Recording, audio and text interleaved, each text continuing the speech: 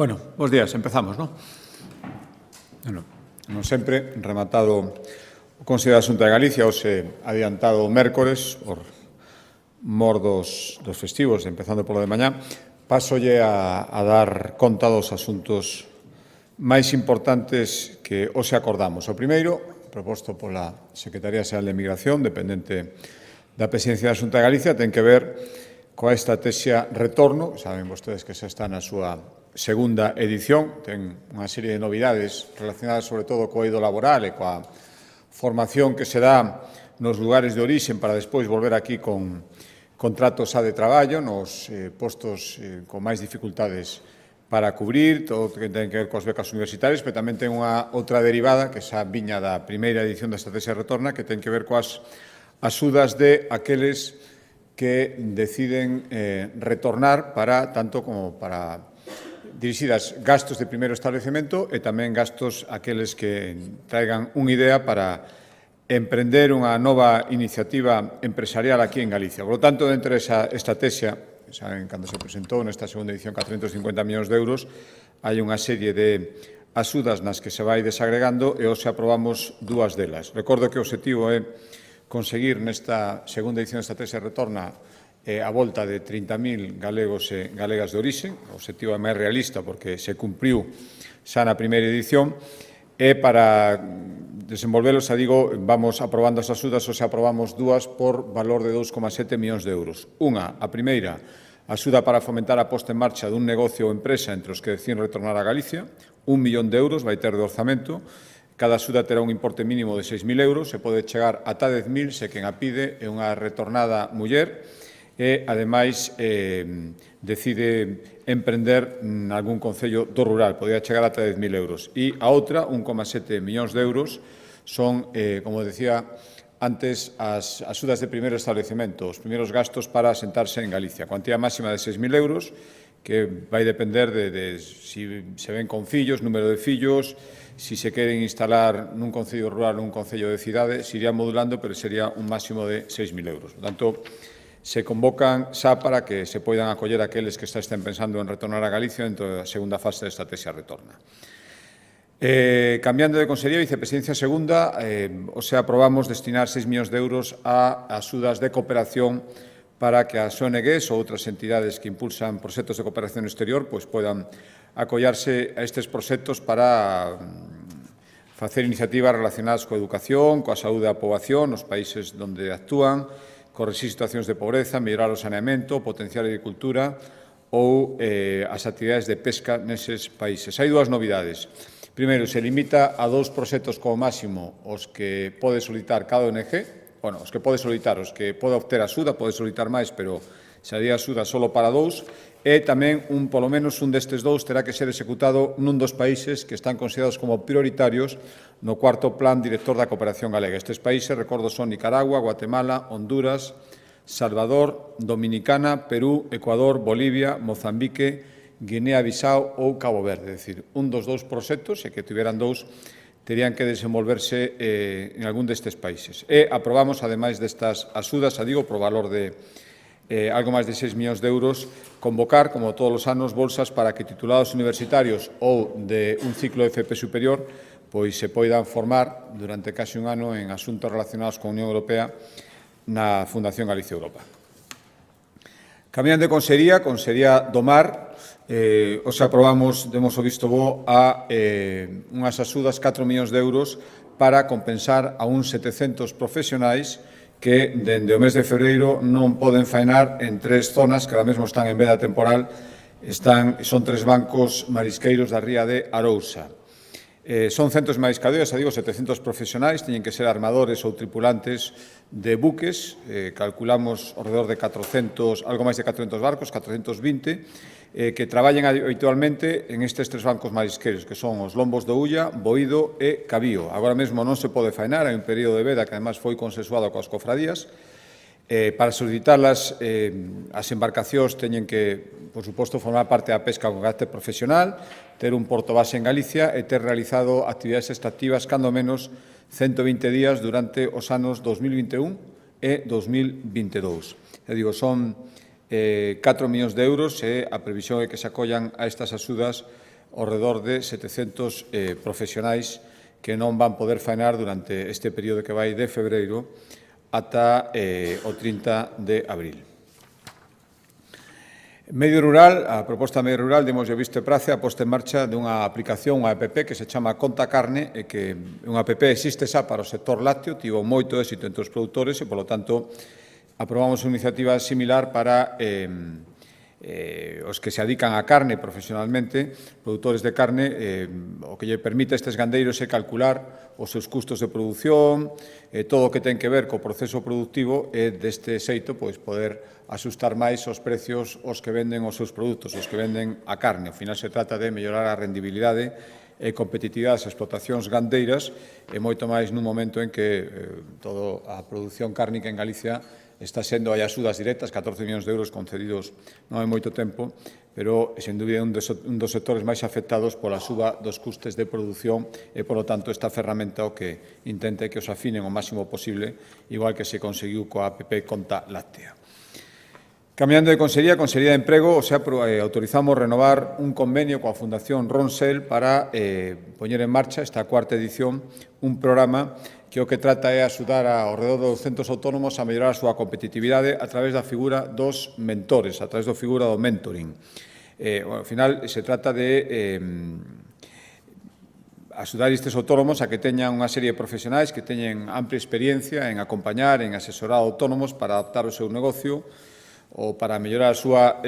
xestión. Son estes profesionais, 250.000 euros que se van a dedicar a contratar estes profesionais para que axuden ao redor de 200 autónomos.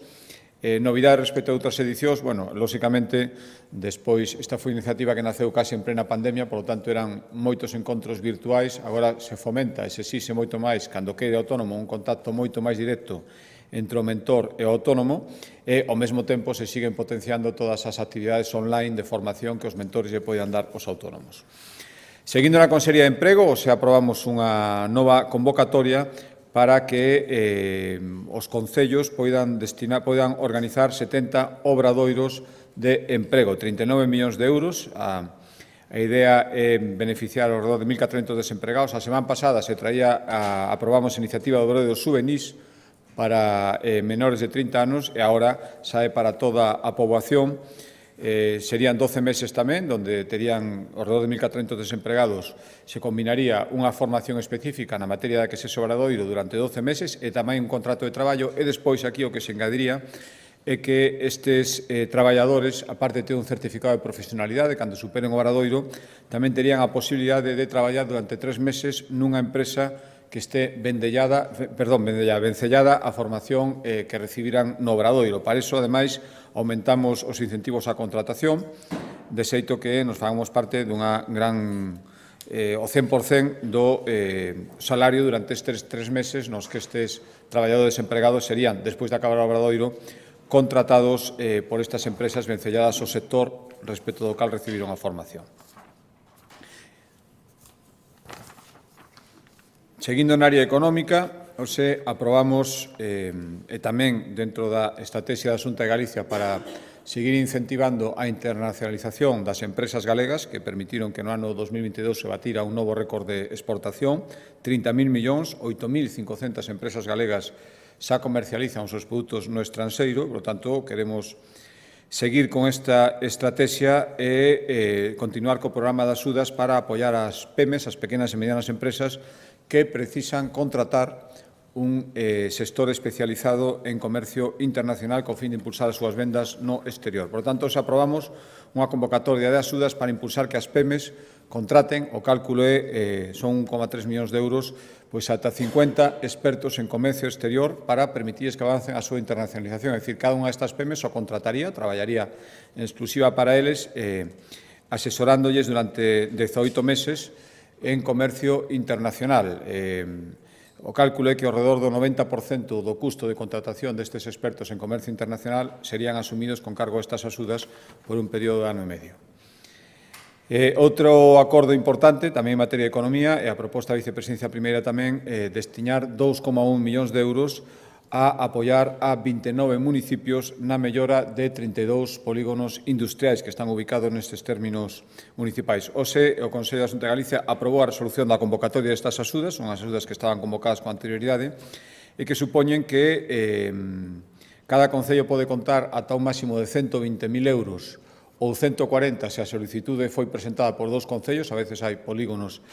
ubicados en 2 concellos. Estas axudas van dirixidas a mellorar, non é construción, son polígonos que xa están en funcionamento, que teñen empresas ubicadas, a mellorar os seus servicios, mellorar a iluminación, implantar ou mellorar plantas de depuración, xestión de residuos, mellorar as súas infraestructuras viarias, instalacións de sistemas de seguridade. Estamos falando, xa digo, de polígonos municipais que requiren estas melloras. Por darlle 3 exemplos, hoxe terán, junto coa reseña deste acordo, os concellos aos que van destinados as cuantías, por exemplo, en San Cristóbal de Cea, 150.000 euros en mellorar a rede viaria do polígono, en Vila de Cruces unha depuradora no parque, 120.000 euros, en mellorar a rede viaria do polígono, en Vila de Cruces unha depuradora no parque de Camballón, en Coirós sistemas de protección contra lumes, no polígono de Pedra Partida, así ata 29 actuacións en 29 polígonos de concellos. Consellería de Sanidade, hoxe aprobamos licitar por 8 millóns de euros o contrato para desenvolver unha nova versión do historial clínico electrónico, o coñecido como IANUS, que vai ofrecer importantes novidades. O que buscamos coa mellora do IANUS, con esta licitación, é, primeiro, ofrecerlle máis servicios aos usuarios e permitirlles interactuar máis directamente co Servicio Público de Saúde, co Sergas, e tamén mellorar a información que reciben o persoal sanitario que atende os cidadáns. Por darles algunha cifra, son miles e miles as anotacións que diariamente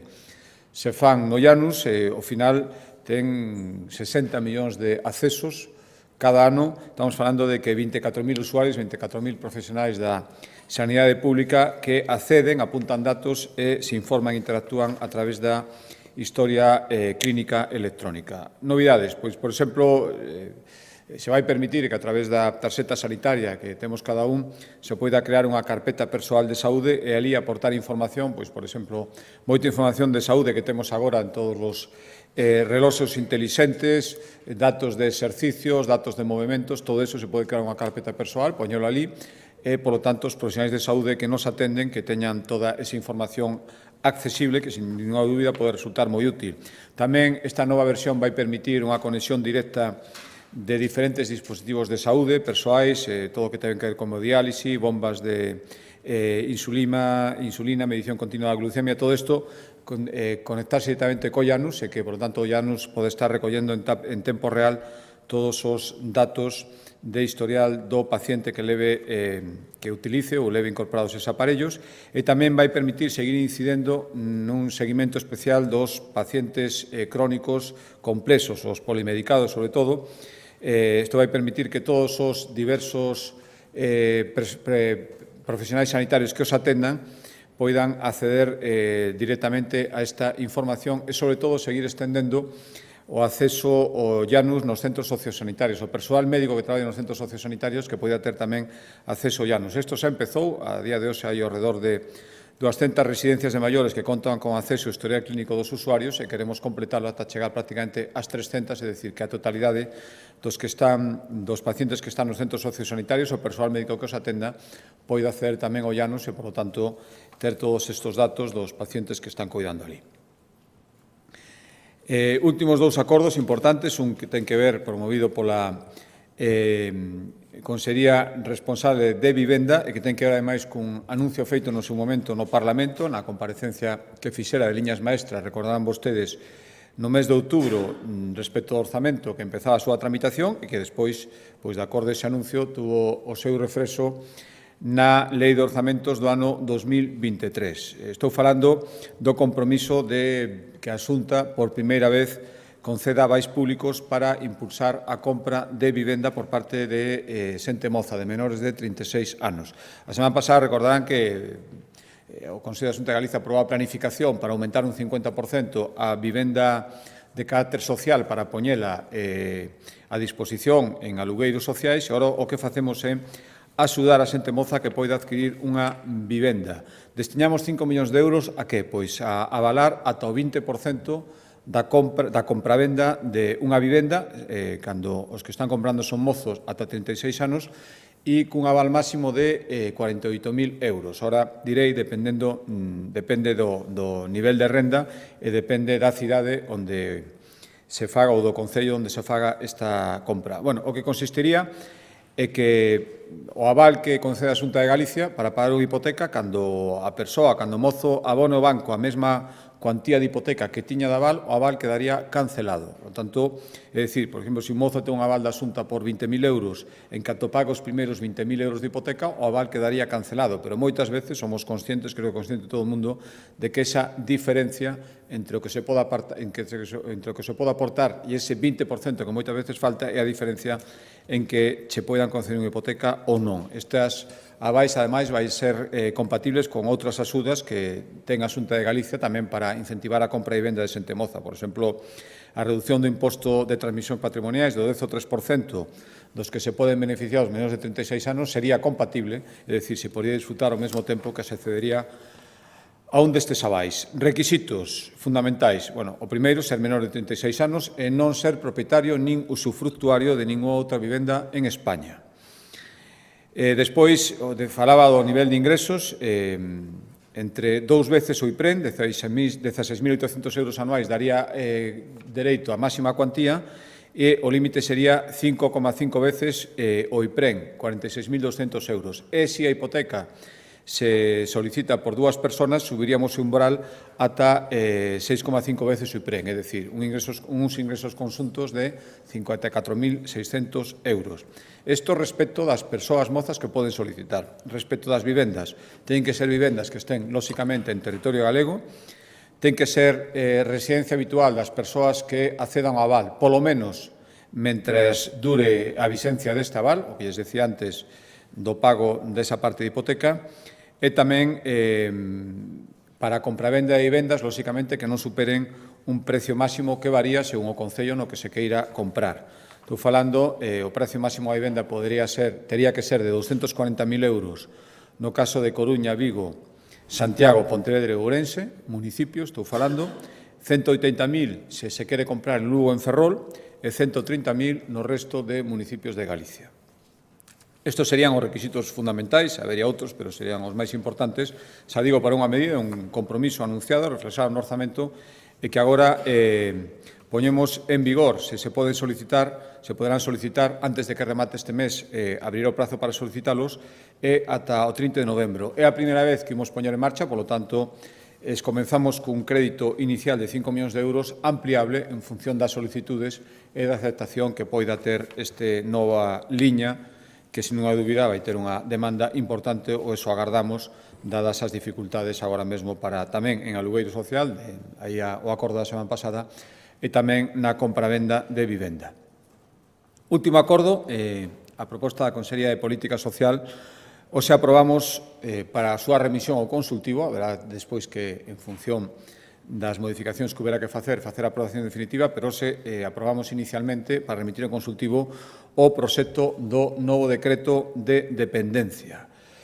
Bueno, parte da consciencia que temos na Xunta de Galicia de que todavía hai trámites engorrosos, prazos longos que cumprir cando se trata de iniciar un procedimento para acceder a unha prestación de dependencia, e, por lo tanto, somos conscientes de que eses trámites poden ser agilizados se poden anticipar unha serie de actuacións por parte da Administración. De iso vai este novo decreto, forma parte do plan de choque de dependencia que temos en marcha no Goberno galego. Xa digo que os obxectivos son reducir o papelamen que hai que facer moitas veces para acceder a un recoñecemento de dependencia, as prestacións, eliminar duplicidades e acelerar tamén o tempo no que ten que pasar ata que se dispoña dunha prestación. Tres aspectos fundamentais, hai máis, pero por resumir esos principais. Decía que intentamos que a xente non teña que ir peregrinando de ventán en ventán simplemente para iniciar o procedimento, e ahora mesmo hai unha dúcia de documentos que presentar para que se inicie ese proceso de recoñecemento, no seu caso, un grado de dependencia. Quedan reducidos a 2, un informe médico e un informe social. Con eses 2 empezaría, insisto, agora son ata 12, con eses 2 empezaría xa a efectos da Administración o procedimento de recoñecemento, de valoración, de recoñecemento de prestacións por dependencia. Outra novedade importante, que está pasando a día de hoxe? Primeiro, unha vez que se inicia o procedimento, ten que vir unha valoración e ata que non se fai esa valoración e se recoñece un grado de dependencia, non se faría a segunda parte, que é a aprobación da PIA, que é ese plan específico, plan individual, donde se di os servicios aos que esa persoa que se recoñece unha dependencia podería acceder en función do grado que ten recoñecido. Agora se empeza a tramitar todo ao mesmo tempo, é dicir, ao mesmo tempo que se vai facendo a valoración, o que ten que facer a Administración Xunta de Galicia é ir elaborando o PIA, este plan individualizado onde figuran os servicios ou as axudas. E, ademais, se en función da evolución da persoa, ou mellor se recomendaba un servicio e a persoa sigue empeorando polas circunstancias que sexa, ou ao revés, normalmente suele ser, por desgracia, que se necesita cada vez máis nivel de servicios, non volven a empezarse o procedimento, senón que estarían todos previstos para que automáticamente foran cambiándose sin necesidade de empezar outro procedimento. E, ademais, unha vez que se aprobe a PIA, esa aprobación da PIA leva xa automáticamente recoñecido unha prestación económica, é dicir, se se recomenda un servicio e ese servicio non se pode acceder, bueno, pois non hai que esperar hasta que se teña ese servicio, senón que inmediatamente se vai unha prestación económica e, ademais, se llevan as persoas que se recoñece o grado de dependencia, por así decirlo, un plan B ou un plan C. Si quere ten dereito a un servicio determinado, pero non o hai nese momento, pois se lle propoñen outros servicios aos que podía ir accedendo, mentras non poda acceder ao servicio que elixiu entre os que tiña dereito. Entón, creo que isto é importante tamén, non é un solo servicio e hai que esperar a que o teña, e, ademais, a prestación económica se dá dende o momento en que se recoñeza, en que se aprobe a PIA. Ata agora é certo que o dereito económico se xenera dende ese momento, pero despois se paga con efecto retroactivo. Ora non, se pagará dende o momento en que se recoñeza a PIA. Ao final, o que se trata é adiantar, falaba desa posibilidade de adiantar a prestación económica a que se ten dereito, insisto, pero en vez de esperar a pagarla con efecto retroactivo, o que se pretende pagala esa prestación económica recoñecida se non se pode dar ese servicio específico dende o principio, precisamente para que se poida acceder a outro tipo de servicios, eso que me refería de plan B ou plan C. Ao final se trata, empeza non a súa tramitación, porque está elaborado xa, agora se vai mandar ao Consello Consultivo para poder aprobarlo despois inmediatamente, pero o que se trata é de corrixir problemas estruturais que había respecto da tramitación, este que se acabo de describir, demasiada documentación, trámites que se poden suprimir. Ao final tamén hai inercias que hai que facer é recoñecelas e intentar sustituílas para perjudicar o mínimo posible aos cidadáns e simplificar toda esa maraña de impresos que hai a veces, ata 12 documentos que eran necesarios a toda agora. Xa digo que comenzamos a súa tramitación e eu agardo que en poucas semanas se poida aprobar definitivamente para cambiar sustancialmente dentro deste plan de choque da dependencia o procedimento para recoñecer e obter unha prestación a aquelas persoas que se recoñeza tamén un grado de dependencia. E estes son os acordos fundamentais, quedo a súa disposición para calquera pregunta que desesen facer, como sempre.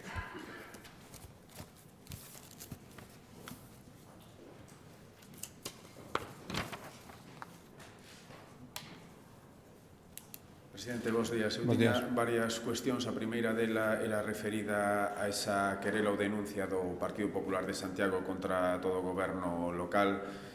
pois xusto no día no que se publicaba o decreto da convocatoria das eleccións municipais, non sei como interpreta. Tamén outra pregunta en clave sanitaria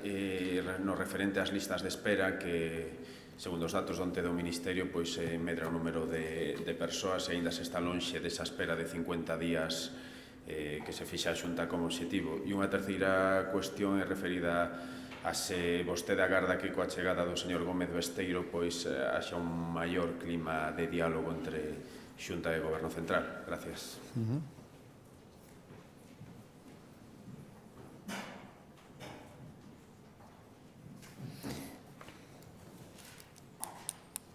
Sí, bueno, respecto á primeira pregunta, foi unha decisión que tomou o Partido Popular de Santiago, que, por certo, eu escoitaba hoxe reacción de outros grupos, non o Partido Socialista, non o grupo do alcalde, outros grupos decían que que todo isto se tería evitado, o mesmo decía o Partido Popular de Santiago, si se hubiera aportado toda a documentación. Por lo tanto, hai cousas que aclarar. Como decía o Partido Popular na súa presentación, a intención é que coas ferramentas que ten a Xustiza todas as cousas que están sin aclarar a día de hoxe se aclaren. Por lo tanto, creo que canta máis información, máis transparencia, pola tranquilidade de todos, estará moito mellor. Escoitaba o Goberno Municipal de Santiago dicindo que total tranquilidade, que non había absolutamente nada que ocultar, pois non hai nada, pois nada pasará, pero evidentemente faltaban datos, e digo faltaban porque que non hai que dixera só o Partido Popular, o decían tamén o resto dos grupos municipais que non eran o Partido Socialista. Respecto a listas de espera, bueno, efectivamente, os datos teñen a súa parte boa, moi boa, creo que será a terceira comunidade autónoma, moi cerca, por certo, da segunda, non me decía o Consello de Sanidade, senón o Consello de Xunta de Galicia, quere dicir que se está facendo un esforzo importante. A contraparte é que, efectivamente, pois hai un número importante de persoas que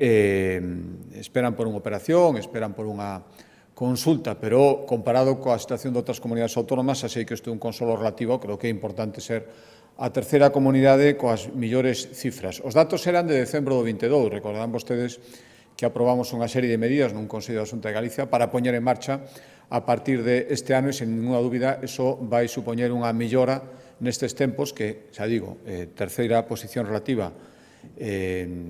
son unhas cifras moito mellores que outras comunidades autónomas, pois te seguro que irán millorando, poderemos recuperar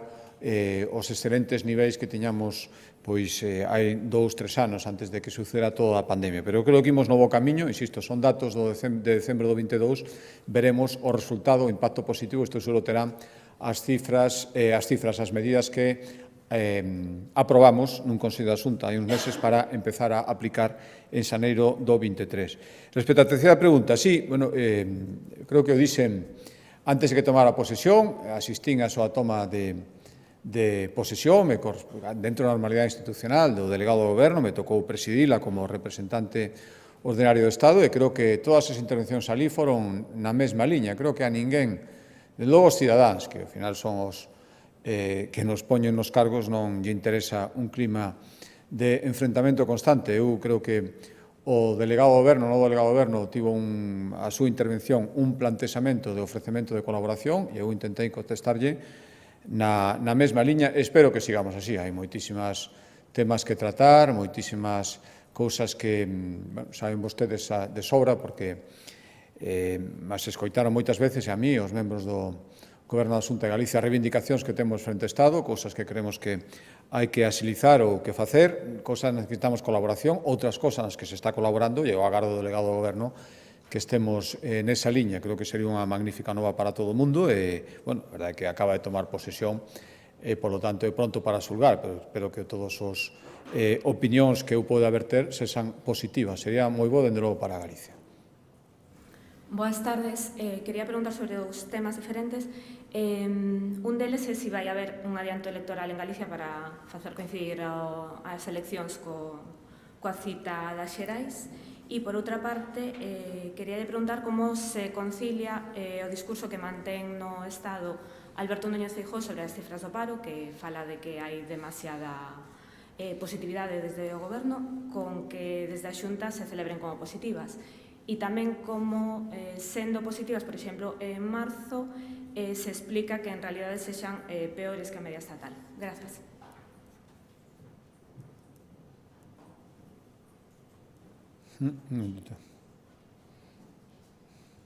Sí, respecto á primeira pregunta, mire, só hai unha maneira clara de contestalo. Non lle dediquei un minuto a pensar no adianto electoral, por lo tanto, cousas que vin por aí. É dicir, que nos meus plantexamentos, no tempo que eu adico o meu goberno a planificar o futuro, o adianto electoral non lle temos dedicado nin un minuto, nin 10 segundos. Respecto a outra pregunta, efectivamente, son boas cifras para Galicia. Eso non quere decir que, digo sempre, hai que estar preocupado. As perspectivas e a situación non é boa, a inflación é moi grande, siga habendo unha cifra de paro, a pesar de que as cifras melloren importante, por lo tanto, eu creo que para triunfalismos non estamos. Para celebrar os datos cando son bons, é dicir, que é moito mellor que sexan bons que o contrario, pero eu creo que iso lógico entende todo o mundo, pero para decir que xa están solucionados todos os problemas e non hai nubarróns diante do horizonte, creo que ese optimismo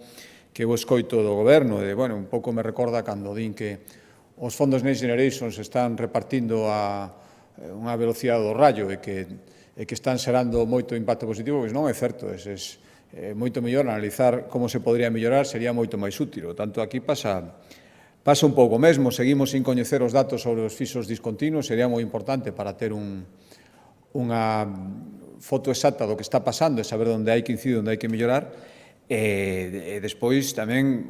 temos dito, o impacto, igual que nos conseguimos recuperar o noso PIB de antes da pandemia, antes que a media nacional, o que decir que o impacto non foi o mesmo, por tanto, o efecto rebote, isto o explican os economistas e xa temos falado algunha vez. Entón, non foi tanto impacto negativo e, polo tanto, a recuperación, onde houve máis impacto negativo, se produce un xeito máis intenso. Ainda así, creo que as cifras de Galicia non son malas, eu celebro que vayamos no bo camiño, pero, dende logo, para decir que non hai xa nada de que preocuparse, que todo vai moi ben e que todos son facilidades, non é así. Hai sinais de alarma que temos que ter moi en conta.